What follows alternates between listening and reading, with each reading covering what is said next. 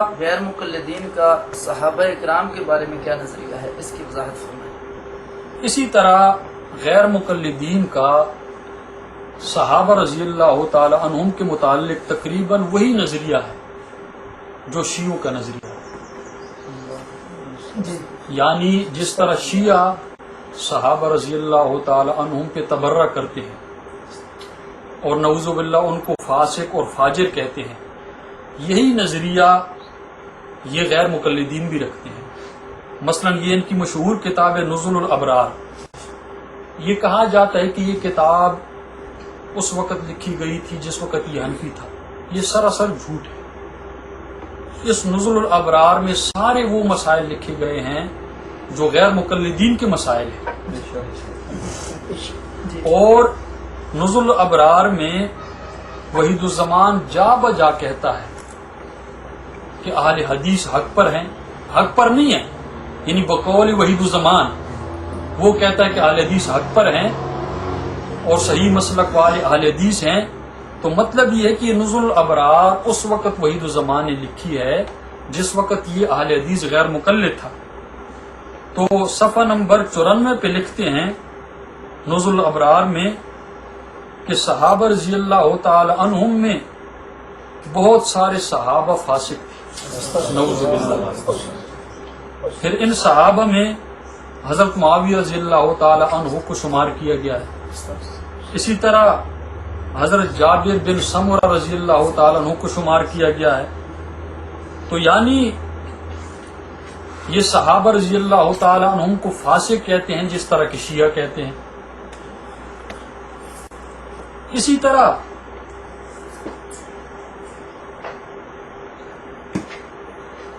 یہ طریق محمدی ہے، محمد جناگڑی کی، اس کی صفحہ نمبر 78 پہ لکھتے ہیں کہ حنفی بھائیوں ذرا کلیجہ پر ہاتھ رکھ کر ایمانداری سے بتلاؤ کہ حضرت امام ابو حنیفہ رحمۃ اللہ علیہ علم و فقہ میں بڑھے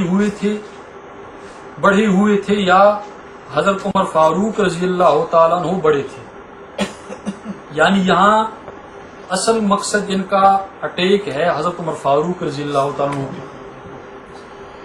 آگے کہتے ہیں کہ آؤ سنو، بہت سے صاف صاف موٹے موٹے مسائل ایسے ہیں کہ حضرت فاروق اعظم رضی اللہ تعالی عنہ نے ان میں غلطی کی۔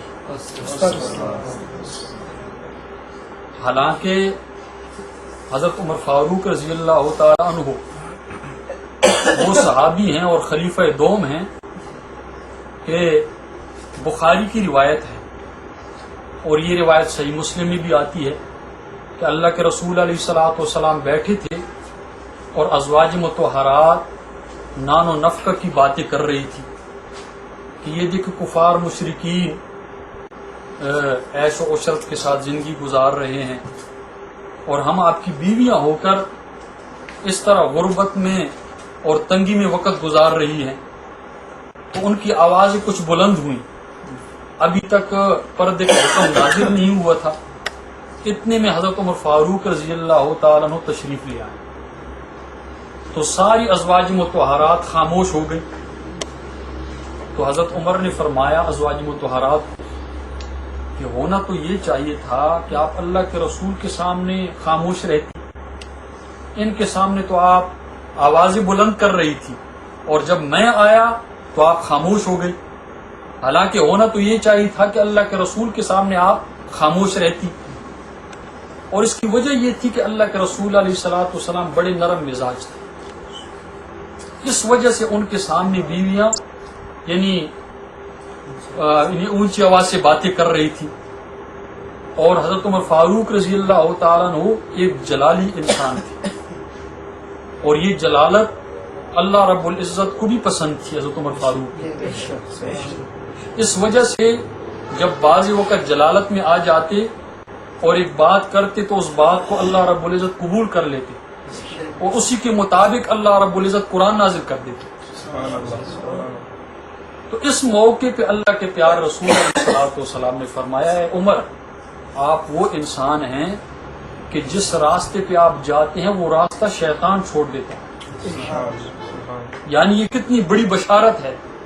لیکن اس خلیفہ دوم کے متعلق یہ بدبخت انسان لکھتا ہے کہ ایسے بہت سارے موٹے موٹے مسائل ہیں کہ جس میں حضرت عمر فاروق رضی اللہ تعالی عنہ نے غلطیاں کی، اور یہی کچھ تبرہ شیعہ بھی کرتے ہیں. تو یعنی ان کے عقائد اور مسائل اور صحابہ رضی اللہ تعالی عنہم کے متعلق ان کا گستاخانہ انداز جب ہم نے دیکھا تو ہم نے ان کو چھوڑا. اسی طرح یہ شمع محمدی ہے، یہ بھی محمد جناگڑی کی مشہور کتاب ہے. اس کے صفحہ نمبر 19 پر لکھتے ہیں کہ حضرت فاروق رضی اللہ تعالی عنہ کی سمجھ کا معتبر نہ ہونا، یعنی حضرت عمر فاروق رضی اللہ تعالی عنہ کی سمجھ معتبر نہیں تھی. جب حضرت عمر فاروق رضی اللہ تعالی عنہ کی سمجھ معتبر نہیں تو پھر امت میں ایسا کون آدمی ہے کہ اس کی سمجھ معتبر ہو سکتی؟ حالانکہ ہمارا یہ عقیدہ ہے، اہل سنت والجماعت احناف دیوبند کا یہ عقیدہ ہے کہ حضرت ابو بکر صدیق رضی اللہ تعالی عنہ سے لے کر حضرت ابو ہریرہ رضی اللہ تعالی عنہ تک سارے کے سارے صحابہ رضی اللہ تعالی عنہ کی سمجھ معتبر ہے. اور صحابہ کی روایت بھی معتبر ہے اور درایت بھی معتبر ہے. لیکن یہ اپنے مسلک کو چلانے کے لیے صحابہ کی روایات کو تو لیتے ہیں لیکن درایت کو نہیں لیتے، صحابہ کی فقہ کو نہیں لیتے. یعنی اپنی سمجھ اس حدیث میں چلاتے ہیں، قرآن میں چلاتے ہیں، لیکن صحابہ رضی اللہ تعالی عنہم کی سمجھ کو یہ معتبر نہیں سمجھتے. اسی وجہ سے 3 طلاق کا مسئلہ حضرت عمر فاروق رضی اللہ تعالی عنہ نے یہ لوگوں کے سامنے واضح کیا کہ پرانا مسئلہ ہے کہ 3 طلاقوں کو 3 ہی شمار کیا جاتا تھا. لیکن بعض لوگوں کو مغالطہ ہو گیا تھا کہ وہ 3 طلاقوں کو 1 شمار کرتے تھے، لیکن انہوں نے اللہ کے رسول علیہ الصلوۃ والسلام کے سامنے اس بات کو ظاہر نہیں کیا تھا. جس طرح کہ اس میں ماضی کی صیغے استعمال ہیں کہ استعجلوا، انہوں نے پہلے سے جلد بازی کو اپنایا ہوا تھا.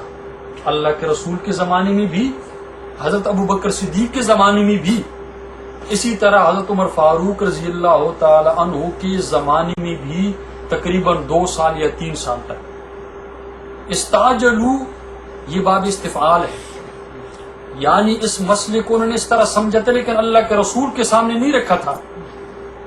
اگر اللہ کے رسول کے سامنے رکھتے اور اللہ کے رسول کو پتہ چلتا تو یقیناً اللہ کے رسول کا تو یہی طریقہ تھا کہ 3 طلاقوں کو 3 ہی شمار کیا جاتا.